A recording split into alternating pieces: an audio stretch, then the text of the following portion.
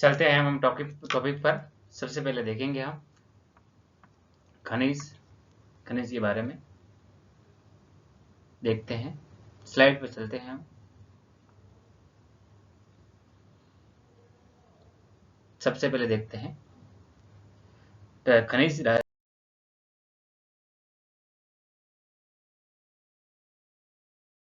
संसाधन। खनिज संसाधन के बारे में पढ़ेंगे। खनिज संसाधन के बारे में पढ़ेंगे। उसके बाद में देखते हैं खनिज की परिभाषा। तो खनिज की परिभाषा देख लीजिए। खनिज संसाधन, जिसमें खनिज की परिभाषा होती है। खनिज ऐसे धात्विक और अधात्विक पदार्थ जो कि भूगर्भ से उत्खनन करके निकाले जाते हैं, उन्हें खनिज कहा जाता है। यानी जमीन से निकाले जाते हैं, भूखनन करके निकाले जाते हैं, उनके क्या कहा जाता है, उत्खनन करके निकाला जाता है, उसे खनिज कहा जाता है।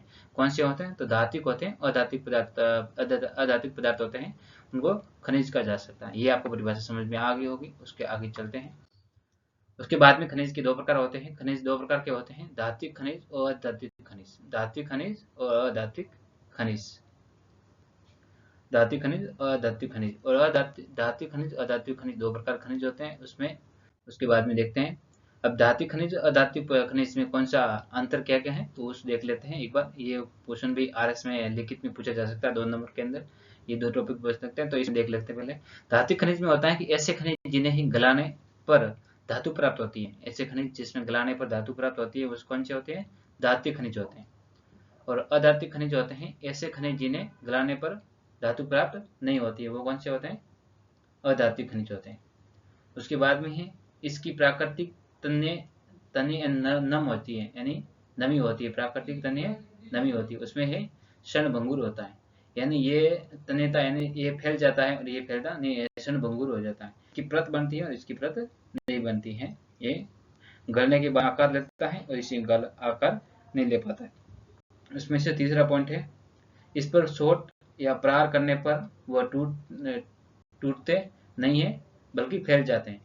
यानी टूटता नहीं है, फैल जाते हैं। जैसे शादी को पहले गलाते हैं, उसके बाद में उसको पीटते हैं, पीटने के बाद में उसको आकार दिया जाता है, तो वो आकार आ जाता है।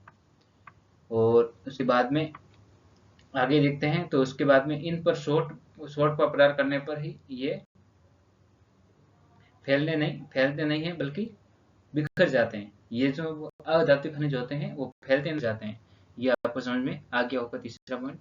उसके बाद में नेक्स्ट स्लाइड पर चलते हैं। ये विद्युत के सुचालक होते हैं। धात्विक खनिज होते हैं विद्युत के सुचालक होते हैं, और अधात्विक खनिज यानी ये होते हैं वो विद्युत के कुचालक होते हैं। ये विद्युत के कुचालक होते हैं। और ये कहाँ पे पाए जाते हैं? धात्विक खनिज कहाँ पाए जाते हैं? तो अग्नि चट्टानों में प्राप्त होते हैं। अग्नि चट्टानों से प्राप्त होते हैं। और ये अवसादित कायांतरिक चट्टानों से प्राप्त होते हैं। कौन से? अवसादी और कायांतरिक चट्टानों से प्राप्त होते हैं। कौन से? अधात्विक खनिज। उसके बाद में है नेक्स्ट। उसके बाद में धात्विक खनिजों के प्रकार। धात्विक खनिज भी पहले पढ़ेंगे हम। धात्विक खनिज दो प्रकार के होते हैं। धात्विक खनिज के प्रकार, जिसमें दो होते हैं, लोहा खनिज और अलोहा खनिज। लोहा खनिज और अलोहा खनिज। इसमें से डायरेक्ट क्वेश्चन पूछा जाता है कि कौन सा खनिज लोहा है, कौन सा खनिज अलोहा है। तो ये सबसे पहले देखना है। धात्विक खनिज भी दो प्रकार के होते हैं, लोहा खनिज, अलोहा खनिज। लोहा खनिज के अंदर आता है टंगस्टन, क्रोमाइट, मैग्नीज और लोहा आशक और निकल और कोबाल्ट। एक बार वापिस पढ़ लेता हूँ। टंगस्टन, क्रोमाइट, मैग्नीज और लोहा आशक और निकल और कोबाल्ट। अलोहा आशक में होता है सोना, चांदी, सीसा, जस्ता, तांबा, प्लेटिनियम और बॉक्साइट, टीन और बेराइट और ये विषमय और एल्यूमिनियम। ये से हैं, जिसमें से ही कितने हो गए? 4 और 4 8 9 10 11 अलोहा खनिज हैं। और लोहा खनिज, ये सोना, चांदी, सीसा, जस्ता, तांबा, प्लेटिनियम और बॉक्साइट और टीन और बेराइट और विषम और एल्यूमिनियम, ये यहाँ अलोहा धातु है और ये लोहा धातु है। ये आपको समझ में आ गया होगा। उसके बाद में आगे चलते हैं। अब एक एक करके पढ़ेंगे सबको। सबसे पहले पढ़ेंगे अधात्विक खनिज। अधात्विक खनिज के अंदर अलग अलग प्रकारों में बांटा गया है। तो सबसे पहले प्रकार होता है वो होता है रासायनिक उर्वरक खनिज। रासायनिक उर्वरक खनिज में कौन से खनिज आते हैं? तो होता है जिप्सम होता है, रॉक फॉस्फेट होता है, पेराराइट आता है और पोटैश आता है। कौन सा आता है? जिप्सम, रॉक फॉस्फेट और पेराराइट, पायराइट और पोटास, पायराइट और पोटास। ये आपको समझ में आ गया होगा। उसके बाद में नेक्स्ट देखते हैं, वो है इलेक्ट्रॉनिक अधात्विक खनिज। इलेक्ट्रॉनिक्स एंड अधात्विक खनिज, उसमें अलग कौन से आते हैं? तो अभ्रक आता है और फेल्डस्पार आता है, फेल्डस्पार आता है और वर्मिक्युलर लाइट आता है और एस्बोस्टाइस आता है,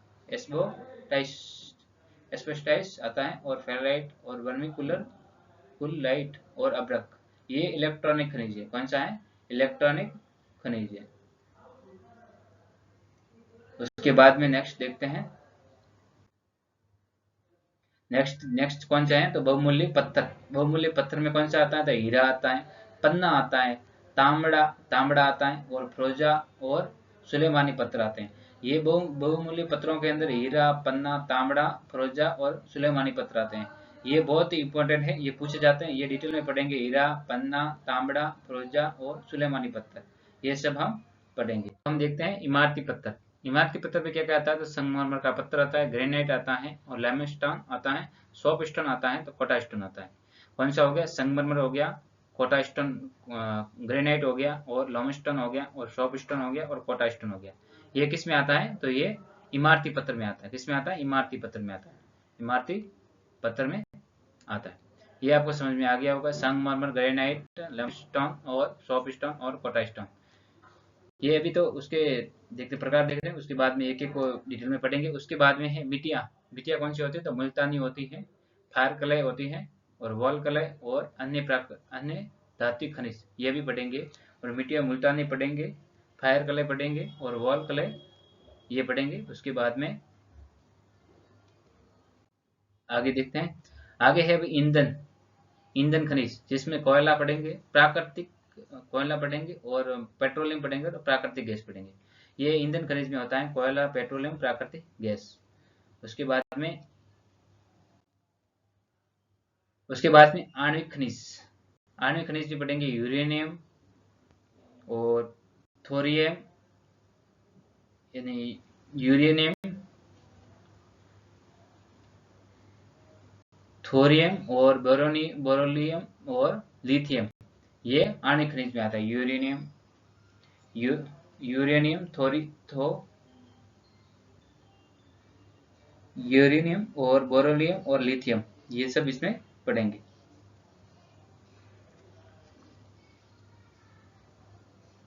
उसके बाद में नेक्स्ट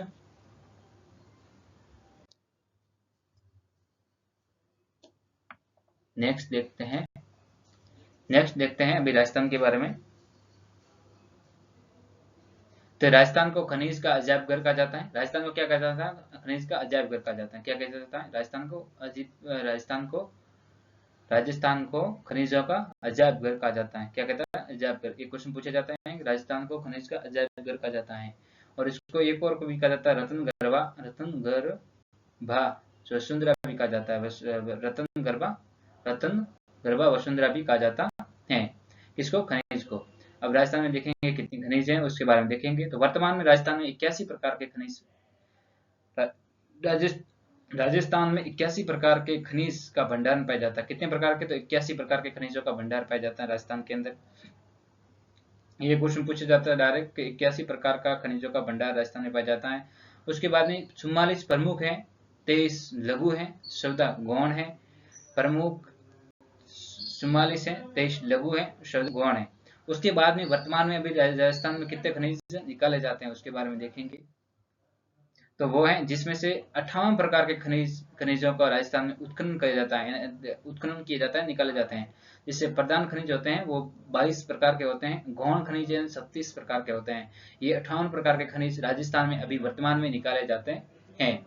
ये आपको समझ में आ गया होगा। उसके बाद में देखते हैं आर्थिक समीक्षा 2024-25 के अनुसार में सकल राज्य मूलवर्धन खनन क्षेत्र का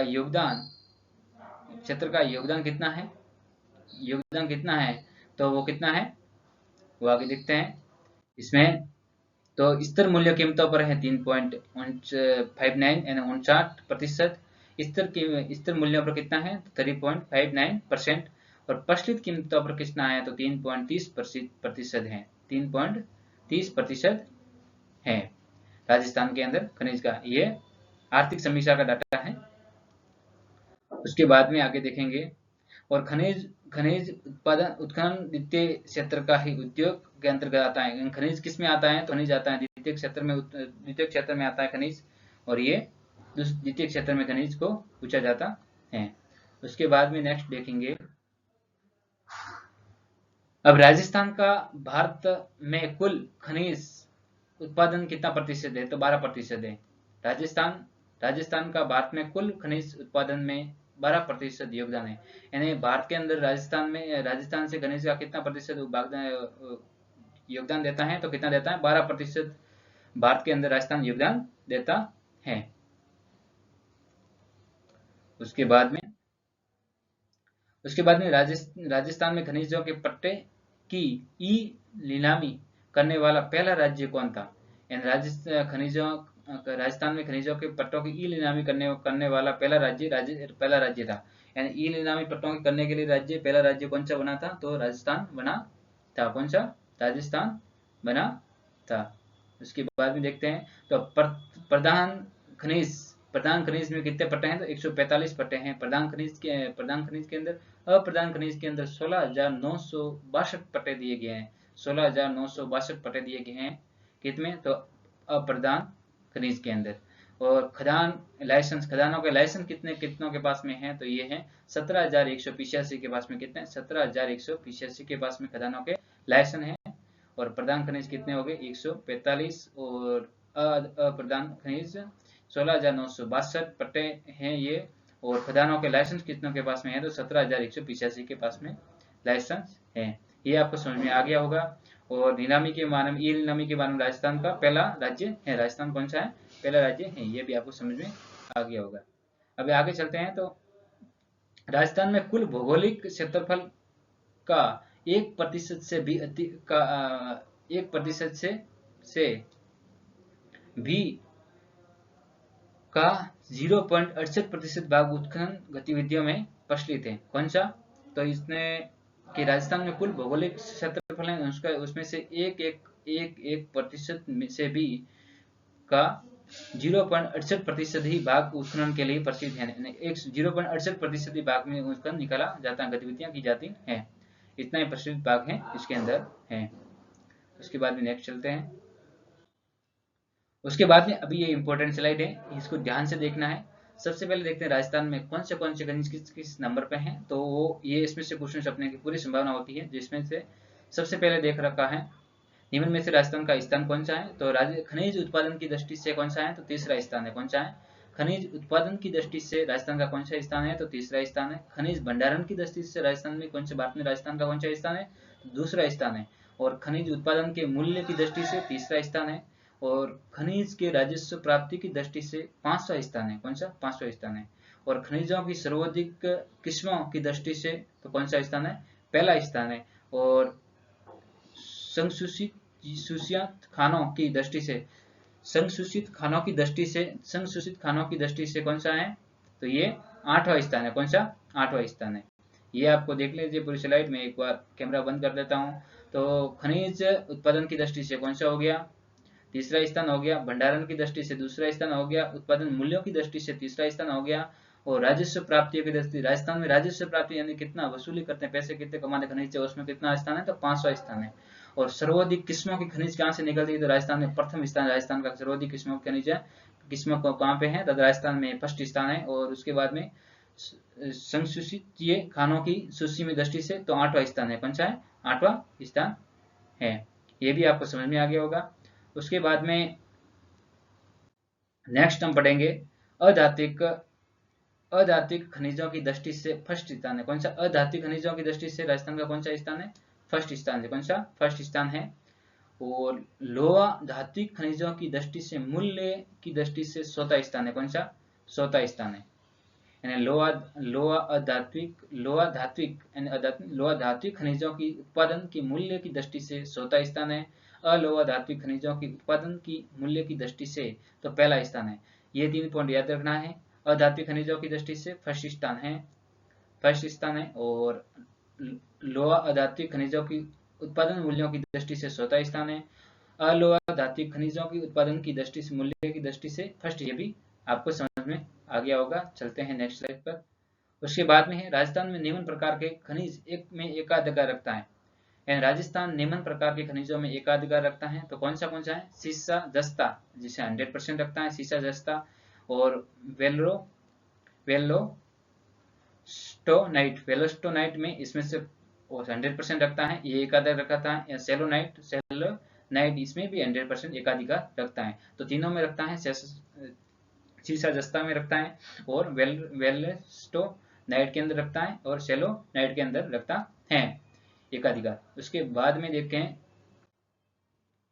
तो निम्न में से लगभग एकाधिकार किस किस में रखता है? तो इसमें रखता है सादी, कैल्साइट और जिप्सम और जास्पर और तांबड़ा और ग्रामानेट, ये इन सब में क्या रखता है? तो एकाधिकार रखता, लगभग एकाधिकार रखता है।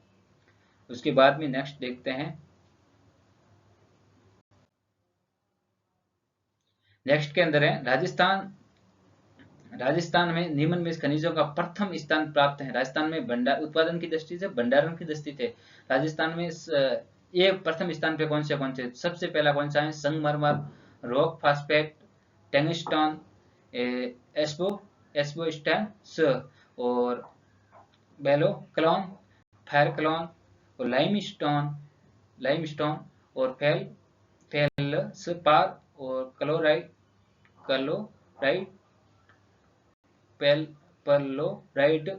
और सोपस्टोन और सेटोम और कोटा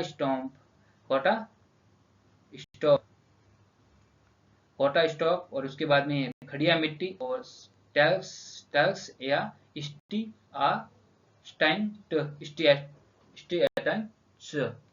स्टाइन्स। ये नाम भी पूरे अटपटे हैं, तो आपको याद तो करना पड़ेगा। फर्स्ट स्थान पे कौन सा है, कौन सा नहीं है, क्योंकि पूछा जाता है। संगमरमर है, रॉक फास्फेट है, टंगस्टन है, एस्बेस्टॉस है, बेलोक्लोन है, फायरक्लोन है और लाइमस्टोन है, फेल्सपार है, फ्लोराइड है, सोपस्टोन है, सेड स्टोन है, कोटा स्टोन है और खड़िया मिट्टी और प्लैक्स या स्टाइन। ये सब फर्स्ट स्थान है जिसमें उत्पादन की दृष्टि से, भंडारण की दृष्टि से राजस्थान के अंदर पाया जाता है साथियों। और ये पूरी साइड एक नंबर इसमें क्वेश्चन पूछा जाता है, 2 दिन दे देंगे। इसमें से कौन सा प्रतिष्ठान नहीं है उसमें ऐसे क्वेश्चन पूछने के लिए बता सकते हैं। तो ये हमें याद करना पड़ेगा। 2-3 बार देखोगे तो याद हो जाएगा। ये अटपट नाम है, जल्दी याद होते नहीं है, पर क्या करें, याद तो करने पड़ेंगे।